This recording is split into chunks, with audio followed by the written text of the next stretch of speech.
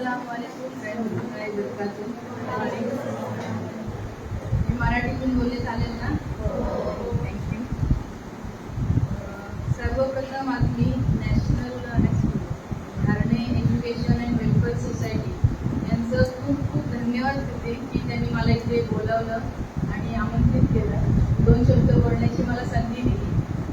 तर सर्वप्रथम मी शाळेत असताना इथे 12वी नव्हती, म्हणजे 12वी चालू 10 वर्षाच्या अगोदर इथे ऍक्च्युली आपल्या ज्या धरणेतल्या मुली होत्या फक्त 10वी शिकायच्या आणि बस करायच्या. का तर त्यांचे फॅमिलीमधले सुरक्षितता ही एक गोष्ट त्यांच्या मनामध्ये असेल कदाचित, तर सुरक्षिततेच्या दृष्टीने त्याला दापोलीमध्ये पाठवू शकत नव्हते. त्यासाठी त्यांनी काय केलं की 10वी झाली की मुलीला घरी बसवायची, नंतर मग 1-2 वर्षामध्ये लग्न करून चला झालं, मुलीचं शिक्षण संपलं. पण आपल्या नॅशनल हायस्कूलने एक चांगलं डिसिजन घेतलं की 12वी आपल्या इथे चालू केली आणि त्याच्यामुळे आपल्या इथल्या मुली जास्तीत जास्त मुली, मला वाटते हरणय, आंजरला, अडखड, मुरुड त्याच्या केळशी, मांदिवली, म्हणजे एवढ्या ज्या मुली पूर्वी पण शिकू शकत होत्या पण त्या काही कारणास्तव नाही शिकल्या, पण हरणे एज्युकेशन सोसायटीने त्यांना जी संधी दिली त्याबद्दल हरणे एज्युकेशन सोसायटीसाठी एकदा खूप टाळ्या झाल्या पाहिजे. आता मी माझी स्वतःची छोटीशी ओळख करून देते. मी सना मुजम्मिल काझी, हरणे ग्रामपंचायत सदस्य, आणि माझं शिक्षण पोस्ट ग्रॅज्युएशन झालंय फॅशन डिझायनिंग मध्ये आणि मर्चंडायझिंग मॅनेजमेंट मध्ये. तर मी कधी विचार नव्हता केला की एवढं शिकून परत हरणेमध्ये येईन, पण नशिबाने परत हरणेमध्ये आणलं. पण मी गप्प नाही बसले, एवढं शिकून आपण काय करायचं, घरी नाही बसायचं, काहीतरी करायचं. मग मी इथे क्लासेस चालू केले, माझं स्वतःचं एक बुटीक आहे इकडे, आणि त्याच्यानंतर ग्रामपंचायत सदस्य म्हणून मी निवडून आले आणि सोशल वर्कला माझ्या सुरुवात झाली. आणि ह्या सोशल वर्कला अशी सुरुवात झाली की मी आता थांबणार नाही एवढं मी निश्चित केलंय. आणि आता त्याच्यामधूनच मी सेवा चॅरिटेबल ट्रस्ट ही माझी एक NGO स्थापन केली, त्याची मी अध्यक्ष आहे. आणि माझं मेन एम आहे की आपल्या महिला, मी याच्यामध्ये सगळ्यांसाठी काम करणार, पण माझं मेन एम आहे की आपल्या इथल्या महिला, आणि आमचं कार्यक्षेत्र पूर्ण महाराष्ट्र आहे. पण असं बोलतात ना, अगोदर आपलं घर सुधारा, नंतर मग बाकीचं सुधारा. त्याच्यासाठी मी पहिला आपला एम ठेवलाय आपली हरणं, आपली आजूबाजूची गावं आणि तिथल्या महिला. तर त्याच्यासाठी आम्ही कोकणची खाद्य जत्रा म्हणून एक प्रोग्राम घेतला होता. त्याच्यामध्ये 15 स्टॉल तयार केलेले आणि आपल्या इथल्या ज्या गरजू महिला आहेत त्यांना आम्ही ते स्टॉल फ्री ऑफ कॉस्ट दिले. आणि खरोखर सांगते, इतकं म्हणजे आपल्या मुस्लिम महिला पण त्याच्यामध्ये 5 ते 6 स्टॉल मुस्लिम महिलांचे होते. तर ते काय करायचे, घरामध्ये समोसे, वडापाव, हे कटलेट, पॅटीस हे सर्व बनवायचे आणि घरातल्या घरामध्ये विकायचे. पण त्यांना आम्ही एक प्लॅटफॉर्म तयार करून दिला आणि खरोखर सांगते त्यांना एवढा चांगला प्रतिसाद भेटला, त्यांची मार्केटिंग झाली आणि आता त्यांना घरामध्ये ऑर्डर मिळतात.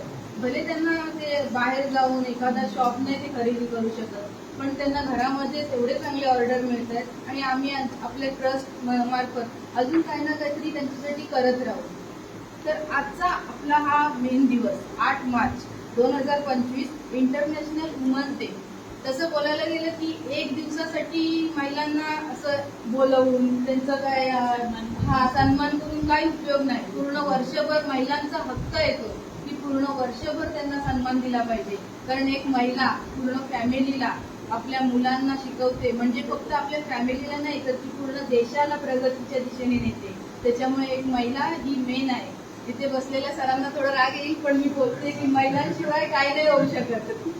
तर सर्वप्रथम मी हेच सांगू शकते की महिलांनी शिक्षण हे अजिबात सोडायचं नाही. काही होऊ दे, गरिबी असेल, तुम्ही आमच्यासारख्या माणसांना भेटा, तुम्हाला जर शिक्षण घ्यायचं असेल आम्ही तर तुम्हाला मदत करू. पण पैसे नाहीये म्हणून शिक्षण घ्यायचं कोणी थांबायचं नाही. तुमच्यासोबत अजून कोण असेल जे इथे नाहीये पण तुमचे असतील कोण दुसऱ्या शाळेमध्ये असतील, त्यांनाही सांगा की तुमच्याकडे पैसे नाहीत म्हणून शिक्षण थांबवू नका. अशी 12वी पर्यंत तरी ऍटलिस्ट तुम्ही शिका. 12वीच्या नंतर जर तुम्हाला ग्रॅज्युएशन करायचं असेल ग्रॅज्युएशन करा, छोटे छोटे डिप्लोमा कोर्सेस आहेत ते करा. कारण हे बघा, आता 12वी झाली, मला तर वाटतं 12वीचे जे काही मुली असतील त्यांचे लिस्टे पण झाले असतील, पण तुम्ही असं करू नका. 12वी नंतर डिप्लोमा करा, एखादा छोटा छोटा कोर्स करा. तुम्ही फायनान्शियली इंडिपेंडंट बना. तर फायनान्शियली इंडिपेंडंट म्हणजे काय, तर एखाद्या वेळेला जर कोणी आपली साथ नाही दिली तर आपण स्वतः कमवते पाहिजे, काही ना काही कमवते पाहिजे, जेणेकरून कोणाचं ऐकू शकत नाही आपण. पैसा नसेल तर आपण दुसऱ्यांना बोलणार मला एवढे दे तेवढे दे, माझी ही समस्या आहे. पण नाही, काहीतरी कोर्स करा.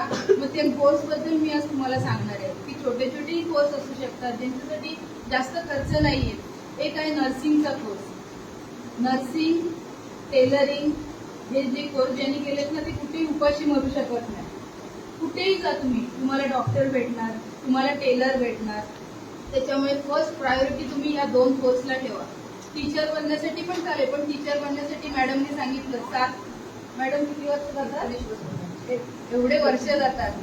ते थोडं कठीण आहे, पण तुम्ही तुमच्यातल्या काही मुली शिकू शकतात जर त्यांनी विचार केला ना, हे पण करू शकतात. पण मी तुम्हाला एक सजेशन देते की नर्सिंगचा कोर्स खूप चांगला आहे. त्याच्यामध्ये हे बघा इथे बसलेत आपल्या नर्स. माझं म्हणणं आहे की एक आपल्या मॅडम आहे डॉक्टर शबनम मुकादम दापोलीच्या, तर त्यांनी मला स्वतःहून सांगितलं की त्यांना कोण असं असेल जे नर्सिंग करण्यास इच्छुक असतील पण पैशाची काय प्रॉब्लेम असेल तर आपण त्यांना मदत करू. पण आपल्या मुली जर एखादा कोर्स करू शकत असतील, ते कॅपेबल असतील तर आपण त्यांना मदत करू. त्याच्यामुळे 12वी नंतर तुम्ही विचार करा नर्सिंगच्या कोर्सेसचा. प्लस फॅशन डिझायनिंग, टेलरिंग आहे. मी स्वतः फॅशन डिझायनर आहे. जर अशी कोण मुलगी असेल जिला फॅशन डिझायनिंग करायचंय, फ्रीमध्ये काही कन्सेशन पाहिजे तर आपण स्वतःहून त्यांना फ्रीमध्ये कन्सेशन देऊ. फॅशन डिझायनिंग हा असा कोर्स आहे की छोट्या वयातच तुम्ही फायनान्शियली इंडिपेंडंट व्हाल. आता एका ड्रेसची शिलाई किती आहे, 300 350, बरोबर ना. तेवढं मग तुम्ही जर स्वतः शिकलात, स्वतःचे शिवलात, तुमच्या घरातल्यांचे ड्रेस शिवलात तरी किती वाचतात पैसे. प्लस एकदा तुम्ही जर तुम्हाला याच्यामध्ये आवड निर्माण झाली ना की तुमच्या आजूबाजूवाले पण येणार, माझं हे ड्रेस शिवून दे, ते ड्रेस शिवून दे. तुम्हाला महिन्यामध्ये नाही बोलले तरी 15-20 हजार रुपये कुठे नाही गेले तुमचे. त्याच्यामुळे तुम्ही ॲज अ करिअर म्हणून जर ह्याच्याकडे बघत नसाल तर साईड बाय साईड तरी तुम्ही हे छोटे छोटे कोर्सेस करा, जेणेकरून तुम्ही फायनान्शियली इंडिपेंडंट होऊ शकता. आता मी तुम्हाला या छोट्या कोर्सबद्दल सांगितलं, ह्याच्या आपण पुढची पायरीमध्ये जाऊ. जसं की आपल्या दापोलीमध्ये खूप चांगले चांगले कोर्सेस आहेत, कॉलेजेस आहेत. केकेव्ही मध्ये शिकून आज आपल्याच समाजातल्या मुली बाहेरच्या देशामध्ये जाऊन चांगले चांगले जॉब करतात. आपल्या मुंबई पुण्यामध्ये राहून चांगले जॉब करतात. आपल्याला वाटतं केकेव्ही म्हणजे काय, शेती नाही, तिथे पण खूप चांगले चांगले कोर्सेस आहेत. मी तर असं तुम्हाला सजेशन देईन सरांना की एक दिवस तुम्ही ट्रिप काढा केकेव्हीची. एक दिवस पण पुरणार नाही, कारण आपल्या दापोलीमध्ये काय आहे ते आपल्या मुलांना आधी कळू दे.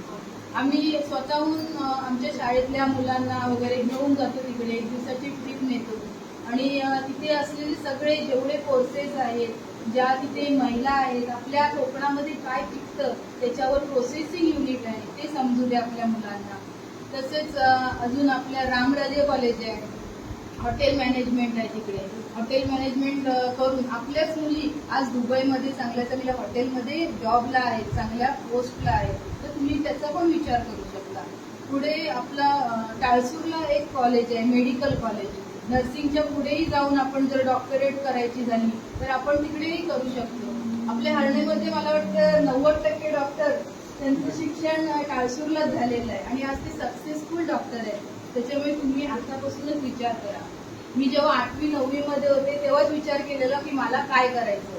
जेव्हा आपलं विजन क्लिअर असेल ना तर आपण पुढे जाऊन त्याच दृष्टीने आपण शिक्षण घेतो. मला माहिती होतं मला फॅशन डिझायनरच बनायचं. मी माहिती काढायची, पेपर वाचायची, मला पुढे काय करायचंय. म्हणजे फॅशन डिझायनिंगसाठी शिक्षण कुठलं महत्वाचं आहे, मग चांगले चांगले कॉलेजेस कुठे आहेत हे आपण बघायचे. तसंच तुम्ही पण आताच ठरवा. मगाशी कोणीतरी बोललं की मी अजून काही ठरवलं नाही, आतापासून ठरवा तुम्ही. जर तुम्ही आतापासून ठरवलं तर 50% तुम्ही जिंकलात आणि 50% तुम्हाला शिक्षण घ्यायचंय. त्याच्यामुळे आतापासूनच ठरवा आणि मस्तपैकी चांगलं शिक्षण घ्या. शिक्षणाशिवाय काहीही नाहीये.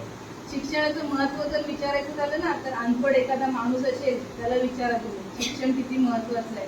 4 माणसांच्या एखादा शिक्षण घेतलेला माणूस आणि अशिक्षित माणूस उभा राहिला तर तेव्हा तिथला फरक आपल्याला समजतो की शिक्षण किती महत्वाचं आहे. आता मी तुम्हाला एक माहिती देणार आहे की हरणे ग्रामपंचायतीमध्ये लायब्ररी आहे. माहिती आहे का कोणाला? लाईट ऑफिस आहे ना, त्याच्या बाजूला अद्ययावत अशी एकदम म्हणजे खूप चांगली आमची बॉडी बसल्यापासून आम्ही खूप चांगली स्पर्धा परीक्षा जसं MPSC आहे, UPSC आहे, तलाठी भरती आहे, खूप असे प्रशासकीय जे जॉब आहे त्याच्या रिलेटेड आम्ही तिथे पुस्तकं भरले. त्याच्यामुळे तुम्ही नका बनू, तुम्हाला जर नसेल बनायचं तुम्ही नका बनू. एक सोशल आपलं नॉलेज त्याच्यासाठी तुम्ही जा तिकडे, आठवड्यातून एकदा जा. तुमचं काहीतरी 150 रुपये फी आहे वर्षाची 150 रुपये फी आहे, नथिंग आहे. त्याच्यामुळे मी सर्वांना सांगते तुम्ही जा तिथे रजिस्ट्रेशन करा. लहानांपासून म्हाताऱ्यांपर्यंत जेवढे पुस्तकं आहेत तिकडे ती एका फक्त नजर फिरवा. एकदा नजर फिरवल्यावर तुम्ही परत पुढच्या आठवड्यात तिथे जाणारच. एवढे चांगली चांगली पुस्तकं आहेत. त्याच्यामुळे मी सरांना आणि मॅडमना सांगू इच्छिते की तुम्ही मुलांना इन्सिस्ट करा. आज इथे मुलं नाहीयेत पण मुलांना पण